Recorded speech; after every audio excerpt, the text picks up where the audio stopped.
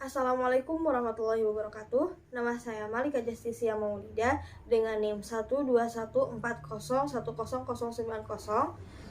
Saya dari BKI 2B. Saya akan membacakan ayat-ayat yang berhubungan dengan mata kuliah tafsir.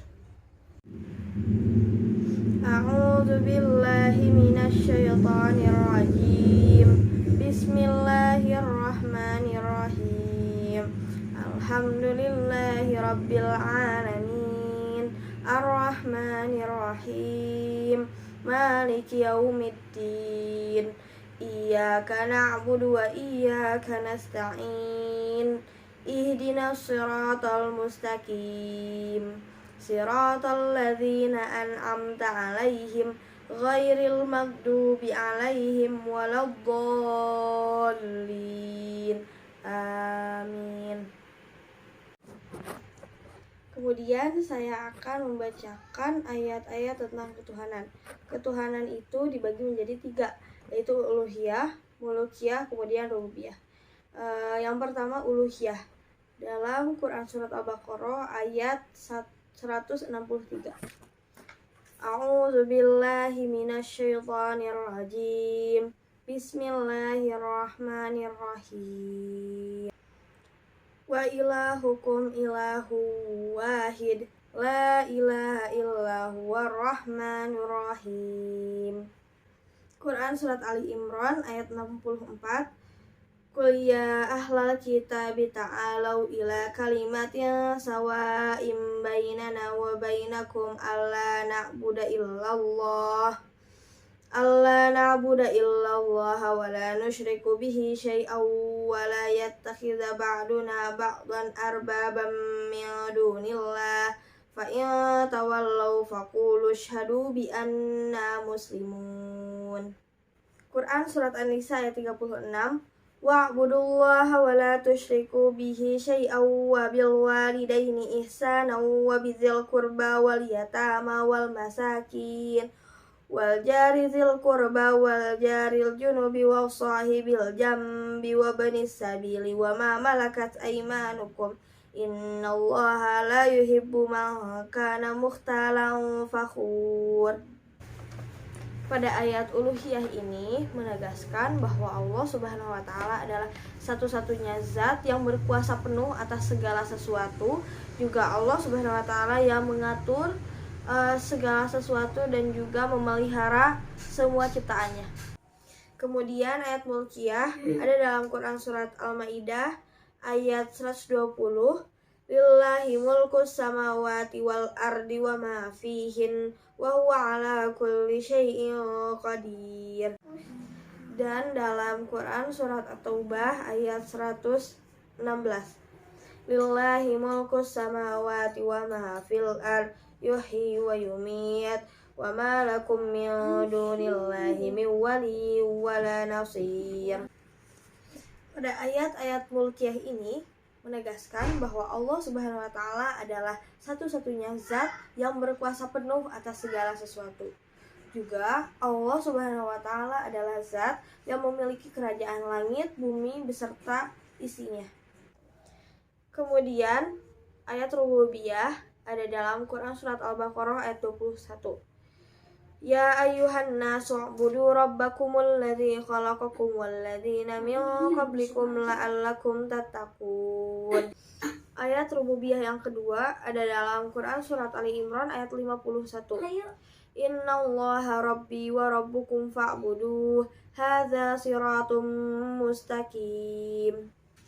Kemudian ayat rububiyah yang ketiga ada dalam Quran surat An-Nisa ayat 1.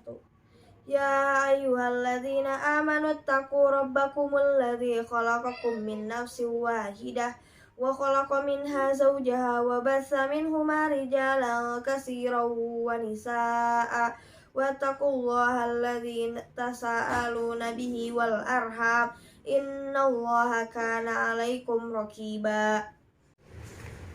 Pada ayat rububiyah ini menjelaskan bahwa Allah adalah Tuhan yang benar, kemudian Islam adalah jalan yang lurus, dan juga kita sebagai makhluk ciptaan Allah diwajibkan untuk menyembah kepadanya. Kemudian yang selanjutnya ayat-ayat tentang manusia. Ayat tentang manusia ini dibagi menjadi 4 kelompok. Yang pertama dari segi penciptaan manusia. Ayatnya ada dalam Quran surat An-Nahl ayat 4. Khalaqal insana min nutfatin fa idza huwa khasimun mubin. Kemudian yang selanjutnya ada dalam Quran surat As-Sajdah ayat 7. Alladzi ahsana kulla syai'in khalaqahu wa bada'a khalqal insani min tin. Kemudian ayat-ayat tentang penciptaan manusia ada dalam Quran surat Al-Mu'minun ayat 12 sampai 16. Walaqad khalaqnal insana min sulalatin min tin.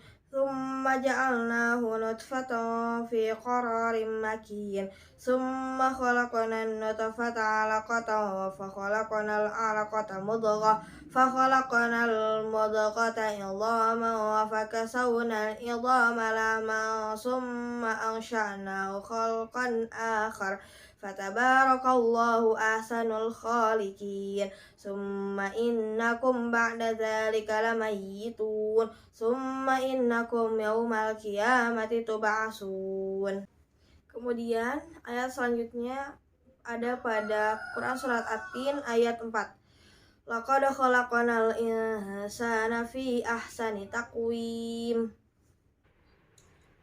Pada ayat-ayat tentang penciptaan manusia ini, Allah Subhanahu wa Ta'ala menegaskan bahwa Allah menciptakan dan memperindah ciptaannya. Lalu kemudian Allah Subhanahu wa Ta'ala yang memulai penciptaan manusia dari tanah, dari saripati tanah, kemudian Allah menjadikannya air mani, kemudian air mani itu disimpan di tempat yang kokoh yang disebut dengan rahim, kemudian dijadikannya melekat, kemudian dijadikan daging, kemudian dijadikan tulang belulang, kemudian dibungkus dengan daging dan menjadikan manusia dan menjadikannya manusia. Dan Allah Subhanahu wa Ta'ala menciptakan manusia dengan sebaik-baik bentuk. Ayat tentang manusia yang kedua ada tentang potensi manusia. Ayat-ayat tentang potensi manusia ini diawali dalam Quran surat Ar-Rum ayat 30 sampai 32. Fa'akim wajhaka lid-dini hanifa fitratallahi allati fataran nasi 'alaiha la tabdila li khalqillah zalikad dinul qayyim walakinna aktsaran nasi la ya'lamun. Munibina ilaihi wattaqu wa aqimus salata wa la takunu minal musyrikin minal ladzina farraqu dinahum wa kanu syi'a kullu hizbin bima ladaihim farihun.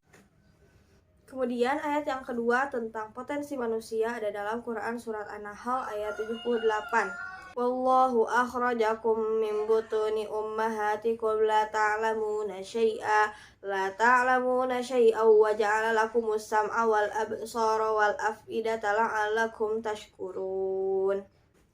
Kemudian ayat tentang potensi manusia yang ketiga ada dalam Quran surat Asy-Syams ayat 8. Fa'alhamaha fujuraha wa taqwaha. Dalam ayat tentang potensi manusia ini, Allah Subhanahu wa Ta'ala mengilhamkan kepada manusia dalam 2 jalan, yaitu jalan kebenaran dan kesesatan. Maka manusia berpotensi untuk melakukan kesalahan ataupun kebenaran.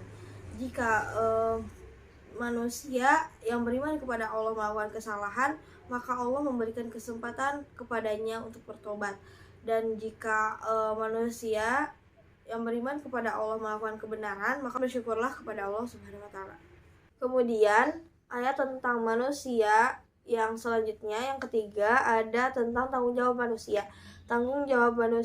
Ayat tentang tanggung jawab manusia ini diawali dari Quran surat Qaf ayat 36 sampai 37. Wa kam ahlakana qablahum min qaranin hum ashaddu minhum batashan fanaqabu fil bilad hal min mahis inna fi dzalika ladzikra liman kana lahu qalbun aw alqas sam'a wa huwa syahid. Kemudian ayat tentang tanggung jawab manusia ada dalam Quran surat Al-An'am ayat 135. Qul ya qaumi amalu ala makanatikum inni amilu fasawfa ta'lamuna man takunu lahu akibatud dar innahu la yuflihudz zalimun. Kemudian ayat tentang tanggung jawab manusia yang ketiga ada dalam surat At-Taubah ayat 105. Wa qul ya'malu fasayarallahu 'alaikum wa rasuluhu wal mu'minun wa saturadduna ila 'alimil ghaibi wasyahadati fayunabbi'ukum bima kuntum ta'malun. Dalam ayat tentang tanggung jawab manusia ini, Allah Subhanahu wa taala memberikan dua jalan kepada manusia, yaitu jalan kebenaran dan keburukan. Manusia bertanggung jawab atas pilihannya. Kemudian Allah Subhanahu wa taala menganjurkan agar manusia berbuat baik, karena setiap perbuatan mempunyai konsekuensinya sendiri. Jika manusia melakukan kejahatan, maka akan ada balasannya.